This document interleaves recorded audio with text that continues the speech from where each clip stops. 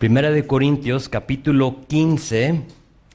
Vamos a ver versículo 1 al 11 y antes de estudiar vamos a orar. Señor, te damos gracias por este tiempo. Deseamos, como lo acabamos de cantar, Señor, que tú seas el centro de no solo de nuestras vidas, sino que de esta reunión, de esta iglesia. Señor, no queremos girar, no queremos tomar un paso sin ti, sin que tú nos digas qué hacer. Y Señor, queremos en tu espíritu, Señor, recibir tu palabra. Así es que derrama tu espíritu aquí, háblanos a cada uno de nosotros. Señor, consuela, corrige, redarguye, haz, Señor, lo que tú tengas que hacer con nuestros corazones. Te lo pedimos en el nombre de Jesús. Amén. Amén. Pues dejamos atrás el tema de los dones del Espíritu en capítulos 12, 13 y 14 y nos dirigimos a otra cosa que causaba problemas y división en la iglesia de Corinto: la resurrección. Tanto la resurrección de Jesucristo como la resurrección del ser humano. ¿Por qué? Porque la filosofía griega decía que la resurrección no existía. No sé si recuerdas cuando Pablo estaba en Atenas antes de llegar a Corinto en su segundo viaje misionero. Lo puedes leer en el libro de Hechos. Quizá hay por capítulo 18, 19, no estoy seguro, pero búscale por ahí. Y vas a ver cuando está ahí, él habla de la resurrección y a algunos les dio curiosidad y otros simplemente no creyeron. El griego, más bien, o la filosofía griega, la religión griega, si lo queremos decir así, creía en la inmortalidad. Entonces ellos no necesariamente en la resurrección, de lo que uno era inmortal. Pero dentro de eso había diferentes pensamientos de la inmortalidad. Si tú obedecías o te gustaba cómo lo explicaba Homero, a lo mejor has escuchado del poeta, del autor, del filósofo Homero. Si tú te fijabas y te gustaba lo que él decía, te dabas cuenta que la inmortalidad era un lugar tenebroso, un lugar lleno de sombras. Y que ahí dentro de eso tenías tú que beber sangre del sacrificio antes de poder pensar o hablar. Entonces te encuentras en este estado donde no hayas que hacer, tienes que ir a beber esta sangre y luego ya de ahí puedes hablar y tener un tiempo de inmortalidad. Pero había otro pensamiento y había muchos, solo señalo dos. Platón, quizá has oído de Platón, igual otro poeta, filósofo, autor. Él decía que la muerte era la liberación del alma, de su prisión. Entonces Platón decía que este cuerpo en el cual nosotros nos encontramos hoy era como una prisión. Entonces estábamos encadenados, sujetos a este cuerpo, pero cuando tú ya morías, te liberaba y ahora sí podías vivir en una manera libre. Y por lo tanto era un tiempo de regocijo. Homero no tanto, Platón sí, y el griego entonces no creía en la resurrección, no creía que una persona podía morir y resucitar de nuevo. Y ese tipo de pensamiento, lo que pasó es que empezó a entrar y a dominar la iglesia en Corinto. Así es que será muy importante para nosotros mientras estudiemos este capítulo que mantengamos eso en mente cuando veamos, porque todo capítulo 15 se enfoca y gira alrededor de la resurrección. Y tienes que tener en mente eso, o sea, ¿por qué tanto? Es grande el capítulo, son 58 versículos y dices, ¿por qué tantos? Es por eso, porque estaba atacando la filosofía griega y el paganismo y todo lo que ellos tenían ahí a lo céntrico, a lo más importante de nuestra fe, porque realmente la cruz sin la resurrección de nada sirve. O sea, si Cristo solo muere pero no resucita, entonces ¿tenemos vida? Pues no. Él venció la muerte cuando resucitó. Y por lo tanto, una vez más, el enemigo atacando, tratando de meter las cuatro, como se dice aquí, para tratar de interrumpir lo que estaba pasando en Corinto. Entonces, ese era el motivo por el cual Pablo escribe capítulo 15. Y recuerden que Pablo está básicamente en esta carta, está contestando preguntas que la iglesia le había escrito una carta a Pablo. Entonces él tomó la carta, la está leyendo y está contestando estas preguntas que ellos tenían. Y parece ser que ellos tenían preguntas acerca de la resurrección. Estamos como teniendo varios puntos de vista, varias historias. Entonces, ¿qué es lo real? Y por lo tanto, capítulo 15. Entonces Pablo les va a decir 3 cosas en este capítulo. Y como dije, son 58 versículos. Ustedes me conocen, no vamos a poder ver los 58 versículos en un solo domingo. Entonces lo vamos a dividir en 3 domingos. Les voy a dar las 3 divisiones del capítulo, pero hoy solo vamos a ver la primera división. Así es que si tomas notas, puedes verlo de esta manera. Versículo 1 al 11 es Jesucristo resucitado, nuestra fe. Jesucristo resucitado, nuestra fe. Versículo 12 a 34 es Jesucristo resucitado, nuestra esperanza. Nuestra esperanza. Y luego versículo 35 a 58, Jesucristo resucitado, el amor de Dios. Entonces, como ven, todo gira alrededor de la resurrección de nuestro Señor Jesucristo. Nuestro estudio hoy tiene como título Jesucristo resucitado, nuestra fe. Vamos a ver versículo 1 a 11 y esos versículos los vamos a dividir de esta manera. Entonces, versículos 1 al 11 los vamos a dividir una vez más de esta manera. Verso 1 y 2 va a ser fe real. Verso 1 y 2, fe real.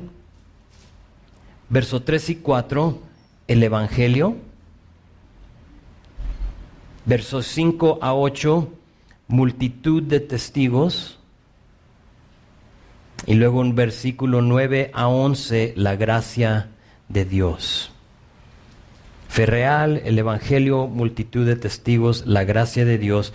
Eso vamos a ver hoy en un mensaje que le estamos poniendo Jesucristo resucitado, nuestra fe. Entonces vean, verso 1 y 2, fe real dice así. Dice, además, ¿okay? ya terminó, versículo 12, 13, 14 los dones. Ahora dice, otra cosa más. Además, os declaro, hermanos, el evangelio que os he predicado, el cual también recibisteis, en el cual también perseveráis, por el cual asimismo, si retenéis la palabra que os he predicado, son salvos, si no creísteis en vano. Fíjense cómo empieza diciendo, os declaro hermanos. La palabra declaro es simplemente hacer conocer algo. Y aquí les está diciendo, además, les quiero hacer conocer, les quiero abrir los ojos a otra cosa. La otra vez, o el otro lugar en donde vemos esta palabra usada de esta misma manera, porque esa palabra se puede usar de ciertas formas, pero así igual, tal cual como la usa aquí, lo vas a encontrar en Juan, capítulo 17, versículo 26, dentro de la oración de Jesús, y ahí dice Jesús esto: les he dado a conocer. Esa palabra conocer es la palabra declarado. Entonces se puede decir, les he dado o les he declarado tu nombre. Les he dado a conocer tu nombre. Y lo daré a conocer, otra vez, o se los declararé aún para que el amor con que me has amado esté en ellos y yo en ellos. Y lo resalto porque tienes que saber que en la Biblia no vemos declaraciones de sanidades, de prosperidad. Yo declaro prosperidad sobre de ustedes y lo demás. No se ve. Busca, escudriña tu Biblia y a ver si lo encuentras. No lo vas a encontrar. Si quieres tú declarar algo bíblicamente, si quieres dar a conocer algo bíblicamente, asegúrate que estés declarando lo que hace aquí Pablo, el Evangelio, o lo que hizo Jesús, el nombre de Dios. Aquí Pablo empieza declarando, fíjense, el Evangelio que os he predicado. Eso. Si hay algo que vale declarar, es el Evangelio. ¿Por qué? Porque el Evangelio cambia vidas. ¿Sí? O puedes ser el más pobre económicamente, pero libre de tu pecado y eres la persona más rica en el mundo. ¿Sí? Y vale la pena declarar el Evangelio. Entonces, en versos 3 y 4 Pablo va a darnos la descripción del Evangelio. Y ahorita lo vemos, pero aquí simplemente dice que les quiero declarar, les quiero hacer conocer el Evangelio que ustedes saben yo les he predicado. Y luego dice, el cual también recibieron, en el cual también perseveran. Esta semana tuve el privilegio de declararles, si te gusta esa palabra, o entregarle el Evangelio a una persona. Platicamos, hablamos, me contó de su vida, no es creyente la persona y a veces nos permite el Señor, o sea, uno ve la situación y dice, tú necesitas el Evangelio, amigo. Y en ese momento se lo pude compartir y sabes, ahí donde estábamos no lo recibió. Ahora, no sé si él llegando a su casa lo recibió, lo pudo haber hecho, a mí no me necesita, pero parte de lo que nos corresponde a nosotros es compartirlo, pero a ellos es recibirlo. Y si viste aquí el cual también recibieron, ustedes lo recibieron. O sea, esto era bueno para los corintios. Ya los ha regañado, ya les ha dicho de una multitud de cosas, 14 capítulos, diciéndole de cosas, deficiencias en la iglesia. Pero aquí llega y dice, ustedes lo han recibido. Ahora, tengo que ser muy claro aquí. Recibir no es simplemente entender el Evangelio, entender las buenas nuevas. Este hombre, cuando platiqué con él, me dice, se lo dije y dice, sí, me queda claro que tengo mucho que hacer todavía. Le digo, amigo, no tienes que hacer nada más que recibirlo. Él pensaba, yo me imagino que ya estaba pensando en la próxima peregrinación, en qué tenía que ir a hacer, en cómo lo iba a hacer, en todas las cosas que él pensaba que iban a agradar a Dios para poder recibir este perdón. Pero no. Lo entendía. O sea, es un hombre razonable, o sea, sabía lo que le estaba diciendo, pero no lo había recibido. Déjenles digo otra cosa. Recibir tampoco es solo creer. ¿Por qué? Porque Santiago 2:19 dice en la traducción, nueva traducción viviente, dice, tú dices tener fe porque crees que hay un solo Dios. Bien hecho. Pero aún los demonios creen y tiemblan. ¿Es algo creerlo? Sí, yo lo creo. De hecho, que ahí donde estábamos le dije, mira, la mesera, créeme, si la detengo y le digo, señorita, ¿tú crees en Jesús? Va a decir, pues claro. Sí, ¿quién no cree, especialmente aquí en nuestra ciudad, quién no cree en Jesús? Creo que todos, pero es algo creerlo, es otra cosa recibirlo. Entonces la palabra recibir significa, fíjate, en su idioma original significa unir a uno mismo o aceptar y no rechazar. Eso es recibir. En otras palabras, tú escuchas las buenas nuevas, las consideras y decides unirte a ellas. Fue el último paso que le faltó a este varón. La escuchó, la consideró, es algo razonable, pero no lo quiso recibir en ese momento. David, ¿me haces un favor? ¿Le subes a los abanicos, porfa, a los ventiladores?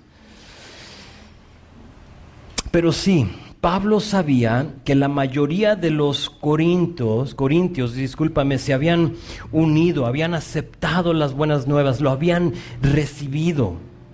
Pero no solo lo aceptaron, lo recibieron, sino que también, fíjense, perseveraban en ella. Dice aquí, el cual también recibieron, en el cual también perseveran.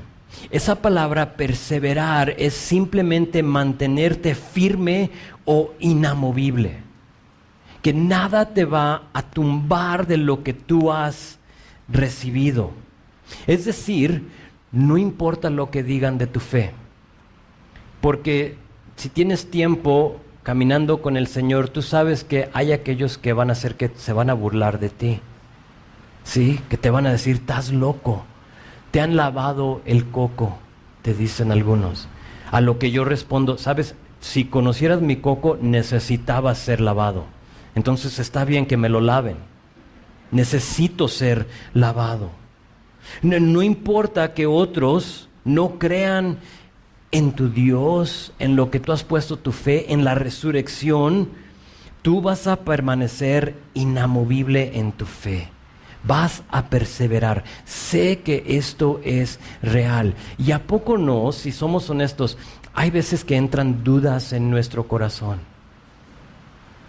O sea, pasan cosas en la vida y nos causan dudar. O sea, ¿eres real? A veces hablamos, o yo he visto en las redes sociales que alguien tiene un argumento, es ateo, y tiene un argumento muy calculado, muy pensado, muy detallado en contra de Dios, que no hay Dios. Y si somos honestos, y yo soy honesto, ha habido veces que eso empieza a causar dudas en mí, como que lo que creo es real o no. ¿Eres real, sí o no, Señor? Y la persona que persevera es la que dice, es real, sé lo que has hecho en mí, sé que eres real. Sé cómo es que las estrellas, las montañas, las aguas, todas fueron diseñadas para alabarte a ti, y yo haré lo mismo. Y sigues tú perseverando en tu fe. No es todo, vean versículo 2. Por el cual asimismo, si retenéis la palabra que os predicó, son salvos.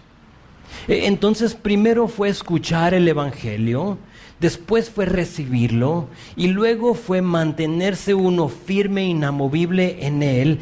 Pero aquí dice que también lo retenían.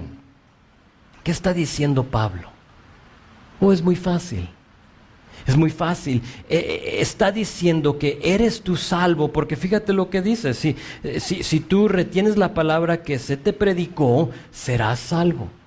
Está básicamente diciendo que si tú te aferras, tú tomas posesión, que es lo que quiere decir retener, de la palabra que se te compartió, serás salvo. Si tú te aferras a ella, pones toda tu fe en ella. Esa es nuestra fe. Nuestra fe es una que se aferra a lo que ha escuchado, lo recibe y caminamos en ella, pase lo que pase. En mi tiempo devocional, mi lectura cotidiana, esta mañana ya terminé el libro de Esther ayer, y hoy me tocó, ustedes que saben la Biblia, sigue Job. Y leí los primeros 3 capítulos de Job. Y tú sabes lo que le dijo su esposa, ¿no? Tú maldice a Dios y muérete mejor. Y digo yo, Jen, nunca me digas eso, por favor. Mejor anímame. Pero Job fue un hombre que se aferró a su fe. ¿Sí? Dios, desnudo vine y desnudo me iré.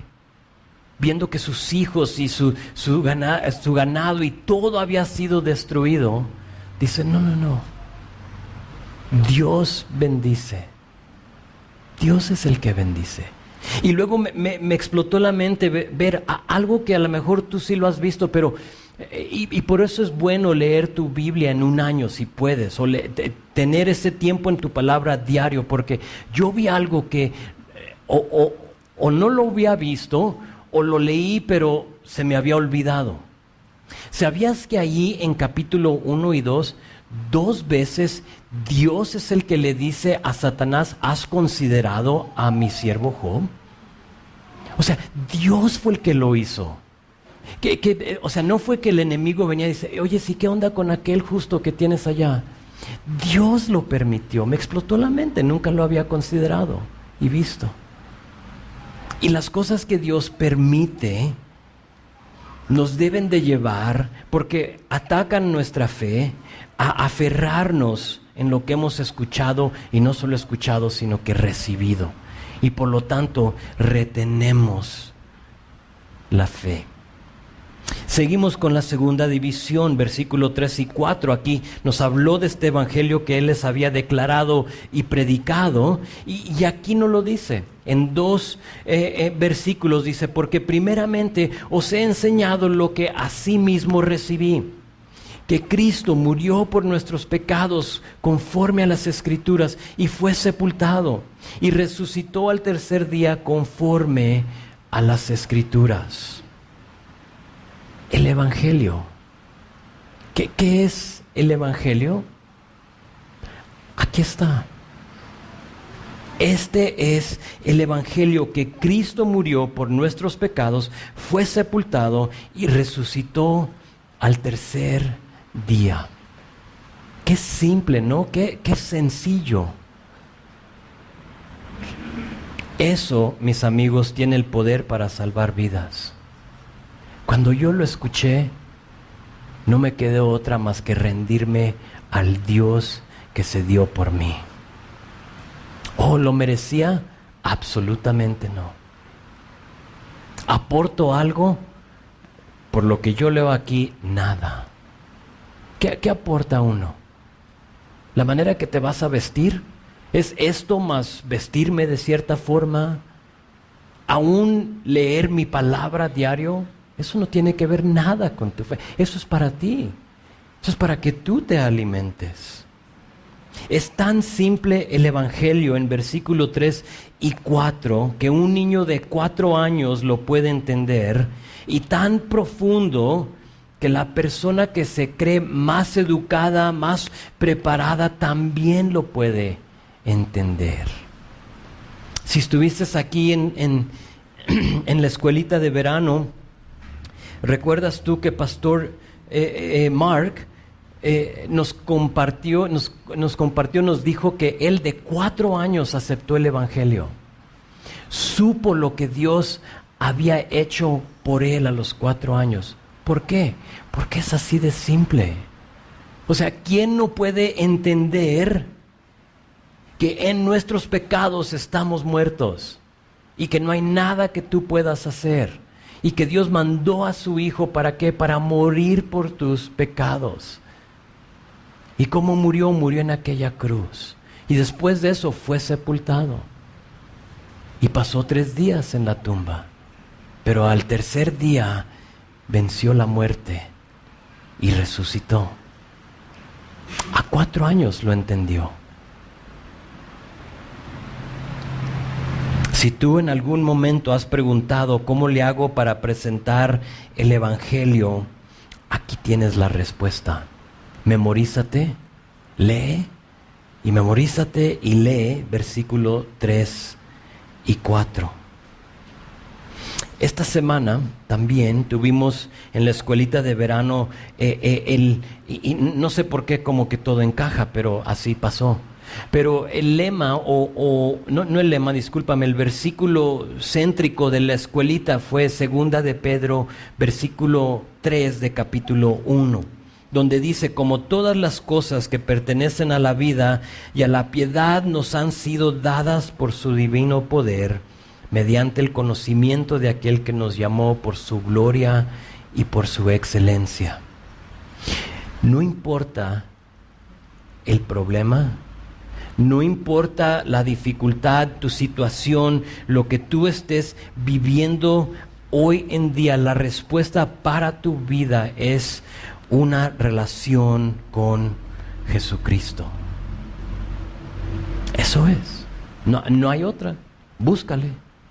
Te vas a cansar, créeme. Vas a gastar mucho dinero. Vas a desperdiciar mucho tiempo. La respuesta lo tenemos en versículos 3 y 4. ¿Por qué? Porque algo pasa cuando una persona simplemente se le dice que Cristo murió y resucitó para perdonarlo. No lo entiendo realmente. Es un poco inexplicable el poder de ese mensaje. Que Cristo tomó su pecado sobre de él para que ellos no tengan que andar cargando con eso sobre de ellos. ¿Cuántas personas conoces tú caminando con una carga que ya casi andan a gatas porque no pueden con ella? Cosas que hicieron en el pasado, cosas que les pasó a ellos mismos, falta de perdón, ¿sí? Consecuencias que están viviendo hoy y los ves cargadísimos. Y sabes que la respuesta es entregarle eso a nuestro Dios y que Él se encargue de todo. Eres perdonado. Que Cristo dio su vida en lugar de ellos. No lo entiendo, pero salvación viene a la vida de esa persona. Más allá, noten que dice que he enseñado lo mismo, he enseñado lo que asimismo recibí. Un evangelio diferente a lo que dice aquí estos versículos no es el evangelio. Pablo no le agregó ni tampoco le quitó al evangelio. Dice, así como yo lo recibí, así lo comparto. A lo que yo te digo a ti, no te extravíes de esto. Tú solo comparte lo que dice aquí. Es que es muy simple, pastor. Exactamente, tiene que ser simple. Tiene que. No adulteres el evangelio con originalidad. No adulteres el evangelio con Cristo más otra cosa para salvación, como suelen hacerlo muchas iglesias. Es Cristo, pero también te tienes que bautizar aquí en nuestra iglesia. Chafa, no vale, no sirve. Estás pisoteando la cruz de Jesús cuando le agregas a algo aparte de lo que Él hizo por ti. Es solo Cristo, nada más. ¿No es membresía en esta iglesia? Y si tú algún día decides ya no congregarte aquí, no pierdes tu salvación. Como sé que también se predica en algunos lugares, si te vas de aquí y lo hacen ¿para qué? Para manipular a la gente. Si tú te vas de aquí, hermanito, vas a perder tu salvación porque aquí la recibiste. ¿De veras? Enséñame eso en la Biblia, porque yo no lo veo en versículo 3 y 4. Tú simplemente asegúrate de compartir lo que has recibido y estarás en lo correcto. Y Dios te usará a ti para compartir las buenas nuevas. Ahora, antes de hablar de los testigos, que vamos a ver en versículos 5 a 8, porque estamos hablando de esta resurrección, noten aquí, y no puedo adelantarme sin notar que Pablo menciona 2 veces las Escrituras. ¿Sí lo vistes? Menciona las Escrituras como la autoridad de las buenas nuevas, a lo que yo hago la pregunta, ¿cuáles Escrituras? ¿Cuáles? Tú y yo tenemos a Juan 3:16. De tal manera amó Dios al mundo que ha dado a su Hijo unigénito para que todo aquel aquel que cree en Él no se pierda, mas tenga vida eterna. Tú y yo tenemos ese versículo, Pablo no lo tenía. Nosotros tenemos 4 evangelios que hablan, que nos dicen quién era Jesús. escritos para que tú y yo nos memoricemos partes del Evangelio y se lo compartas a alguien más. Juan 10:30. Yo y el Padre somos uno.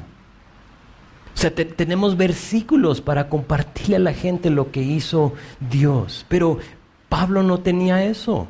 No tenían el Nuevo Testamento. Todavía se estaba escribiendo. Entonces, ¿cómo le hacía?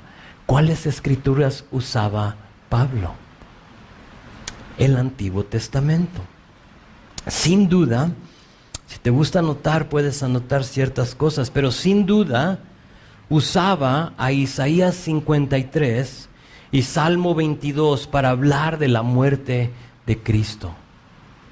Si tú lees esos, y son más, lo sé, creo es Salmos 16 también, que es un capítulo mesiánico, pero usaba estos capítulos para hablar de Jesús, de la muerte, y sin duda usaba Isaías 53:9 para hablar del sepulcro de Jesucristo.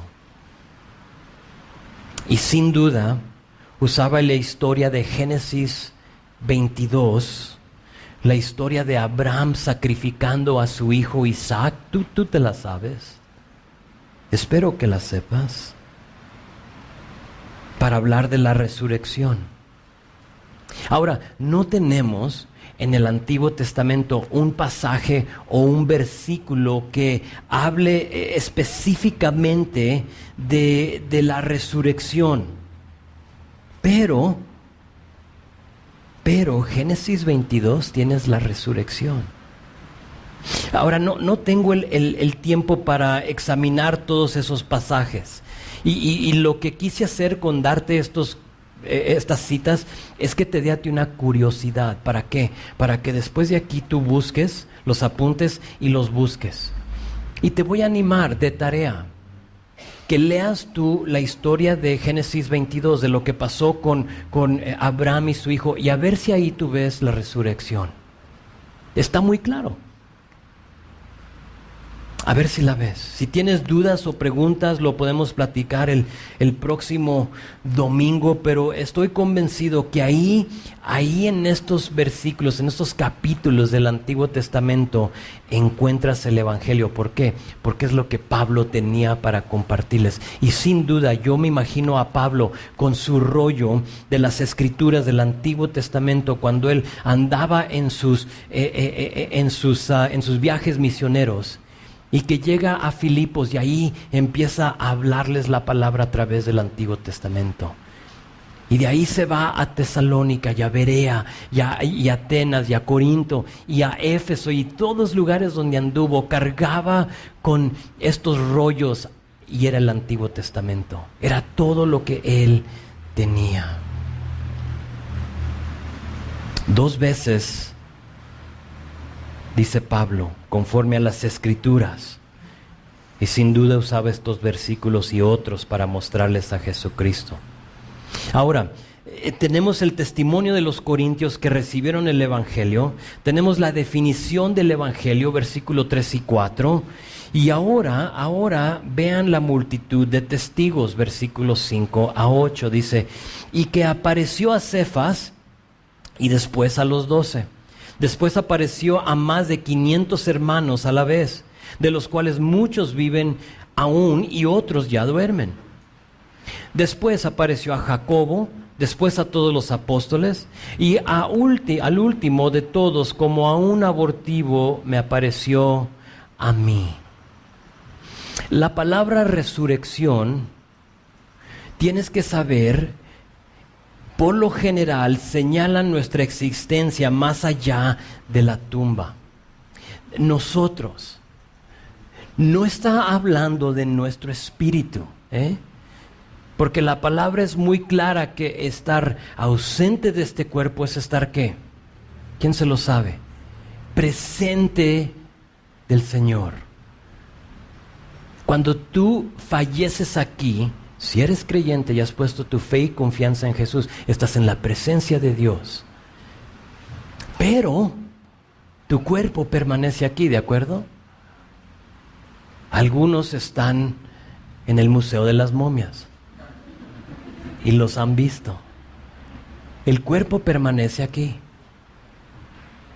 Entonces esta palabra resurrección habla de lo que pasa, nuestra existencia más allá de la tumba. Y aquí enumera a aquellos que vieron a Jesucristo después de haber resucitado. Habla de Cefas, Pedro. No tenemos el privilegio de saber qué sucedió en ese encuentro. Quizá puede ser Lucas 24:34, pero no sabemos. Sin duda,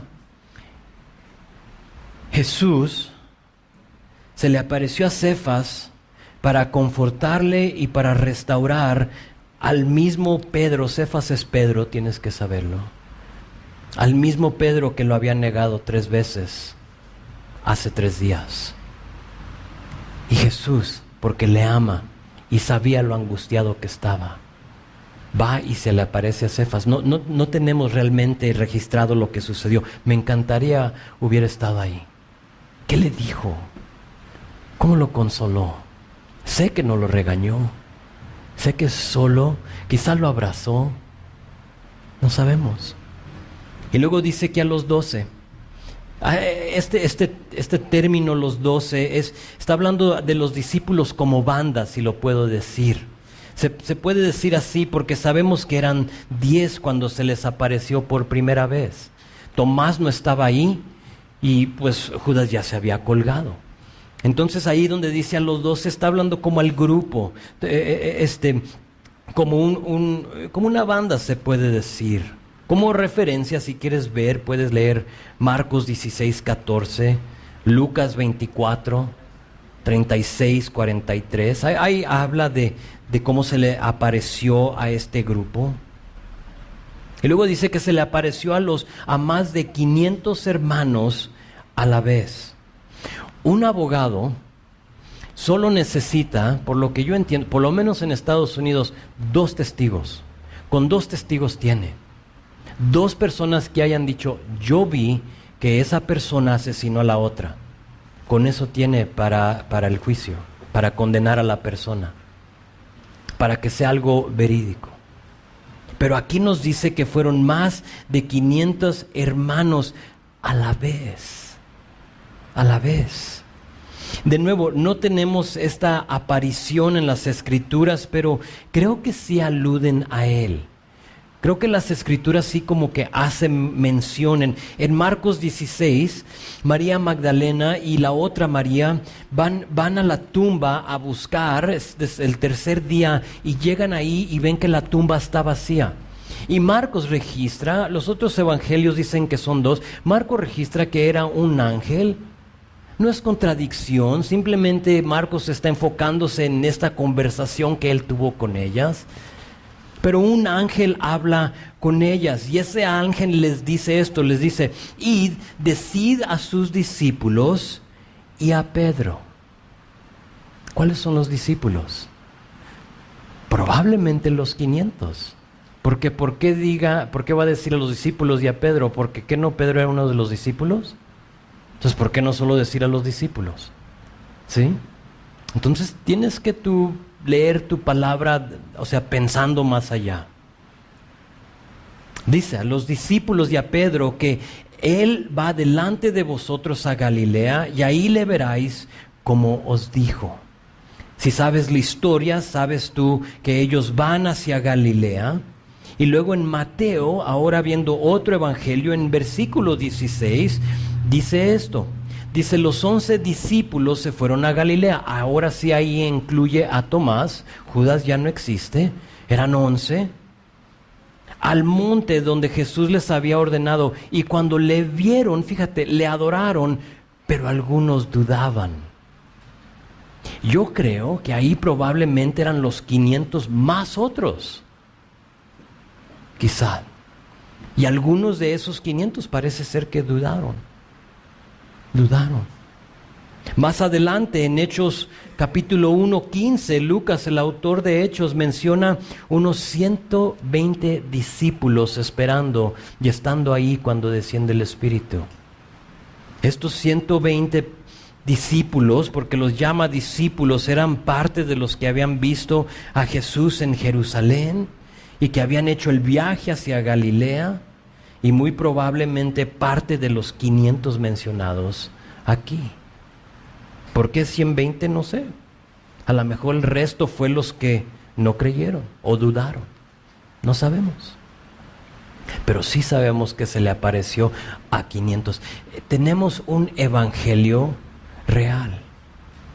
Un evangelio que no es un mito, no es una fábula. Hay testigos de la resurrección de Jesús. Después apareció a Jacobo, después a todos los apóstoles.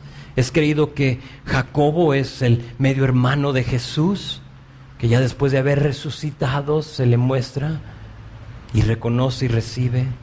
Y luego finalmente dice, y al último de todos, como a un abortivo me apareció a mí. Pablo hace mención de su encuentro con Jesús en el camino a Damasco. Hechos capítulo 9. Apúntalo, léelo, es muy padre la historia. En Hechos capítulo 9 hay por versículo 4, después de caer al suelo,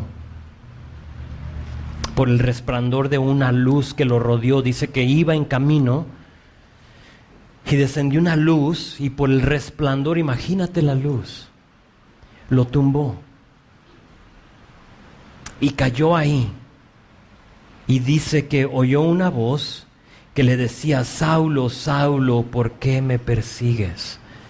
Y Saulo, que es Pablo, después se le cambia el nombre, le dice esto, le dice, ¿quién eres, Señor? Reconocía a Pablo la autoridad, y él le dijo, soy Jesús, a quien tú persigues.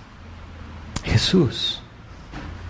Con eso tuvo Pablo para entregarle su vida a Jesucristo, para nunca ser el mismo y considerarse aquí como el abortivo, el último de todos.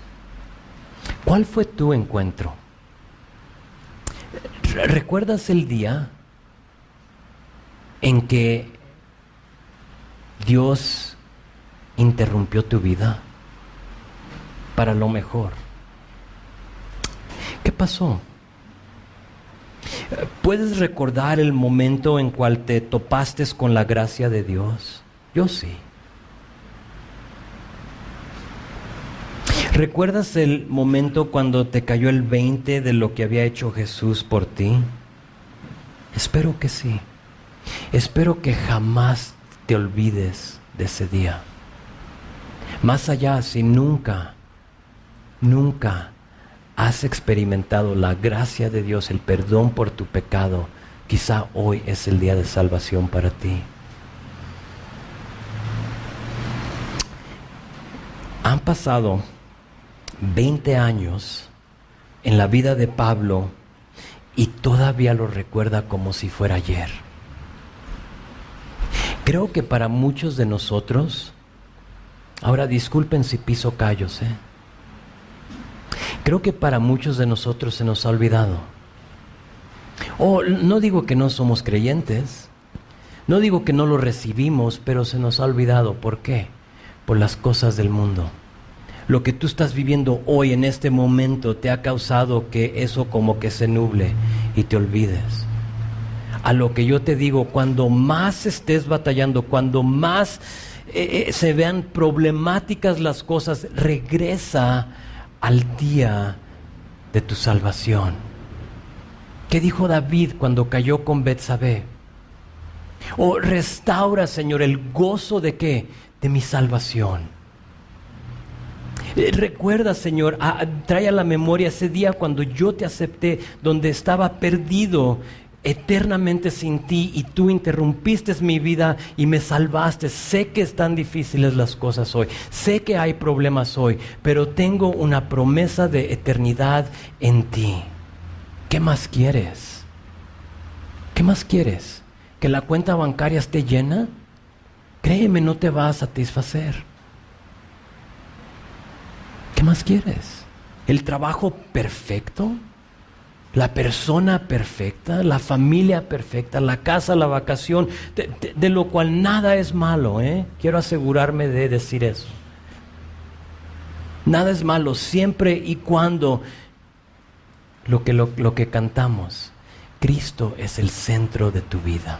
Y cuando Cristo es el centro de tu vida, jamás te vas a olvidar.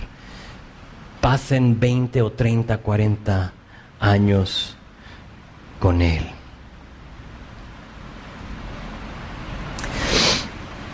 De nuevo, lo céntrico de este capítulo es la resurrección. Y después de mencionar los que vieron a Jesús resucitado, termina Pablo hablando de sí mismo a luz de la gracia que lo salvó. Entonces, el último, como abortivo, recibí, lo vi, pero en los últimos 3 versículos nos habla de la gracia de Dios. Vamos a terminar viendo versículos 9, 10 y 11. Dice, porque yo soy, fíjate, yo soy el más pequeño de los apóstoles, que no soy digno de ser llamado apóstol porque perseguía la iglesia de Dios. Quizá verso 9 nos ayuda a recordar quién éramos antes de conocer la gracia de Dios. Fíjate, él está hablando de eso. O sea, yo soy el más pequeño, no soy digno de ser llamado apóstol. ¿Por qué? Porque yo perseguí la iglesia de Dios. Y tal vez tú no perseguiste la iglesia de Dios, pero ¿quién eras antes de Jesús? Y aquí Pablo está haciendo memoria, está recordando quién era antes de Jesús. Y sabes, te tengo que decir, es bueno recordar, es bueno nunca olvidar quién eras, pero no pases, iba a decir no manches, no sé por qué, pero no sirve ahí. A veces me río de mí mismo. Es bueno recordarlo, pero no pases mucho tiempo en versículo 9, avanza a versículo 10. Fíjate, pero por la gracia de Dios soy lo que soy. Y su gracia no ha sido en vano para conmigo. Antes he trabajado más que todos ellos, pero no yo, sino la gracia de Dios conmigo. Porque o sea yo o sean ellos, así predicamos y así habéis creído. Quiero que notes que los corintios habían creído, habían recibido, habían retenido lo que habían escuchado. Vamos a concluir con esta frase en versículo 10 que me impactó. Creo que es lo céntrico de estos versículos. Fíjate la frase donde dice, por la gracia de Dios soy lo que soy. Aquí tenemos al autor de más de 50% del Nuevo Testamento. Son 27, Pablo escribió 14 libros, si incluyes a Hebreos. Pero tenemos al que escribió la mayoría del Nuevo Testamento, reconociendo que solo por su gracia Él era lo que era. Solo por su gracia. Dice, yo trabajo más que los demás, pero yo no soy yo. O sea, es Él en mí. ¿Qué aportas tú? ¿Qué piensas tú que le ofreces al Señor? ¿De qué te jactas o de qué te puedes jactar? Toma estos versículos para reconocer que no eres tú, sino que es su gracia en ti. Es su gracia. Alguien bien dijo, la gracia que nos salva también nos cambia. Y mi oración es que tomemos la simplicidad del Evangelio que hemos recibido, que permanezcamos en ella como hacían los corintios, que nos aferremos a Él y que nunca nos olvidemos de su gracia que nos salvó. Esto va a ser clave para el resto del capítulo de hablando de la resurrección. ¿Por qué? Porque los corintios van a ser testimonio a todos los demás de la veracidad de la resurrección, de que fue algo real, de que la inmortalidad existe, pero no como ellos lo veían. Porque tienes que saber que tú eres eterno, pero ya decides dónde vas a pasar tu eternidad. De cierta manera eres inmortal, somos inmortal, pero depende dónde vamos a pasar ese tiempo. Y créeme, toda aquella persona que ha fallecido sin el Señor, si podía decirnos algo hoy en día, nos diría: escucha el Evangelio, porque ahorita están en la ausencia de Dios, en una oscuridad total, donde solo crujen los dientes. Digo que no te olvides de la gracia que te salvó, porque creo que puede haber algunos aquí entre de nosotros que nunca han experimentado esa gracia y por lo tanto tú no tienes nada de qué recordar. ¿Qué vas a recordar si no lo has experimentado? Como Pablo, sabes quién eres. Él perseguía a la iglesia y aunque tú no hagas eso, le has dado la espalda a Dios. Y ahorita tienes tú un puño así cerrado en contra de Dios. No sé qué sea lo que te enoja. No sé qué sea lo que te aleja de Dios. Pero ahorita es el momento de arrepentirte de tu pecado, de dejar de luchar contra Dios y recibir su gracia, para que tú también puedas decir que por la gracia de Dios eres lo que eres.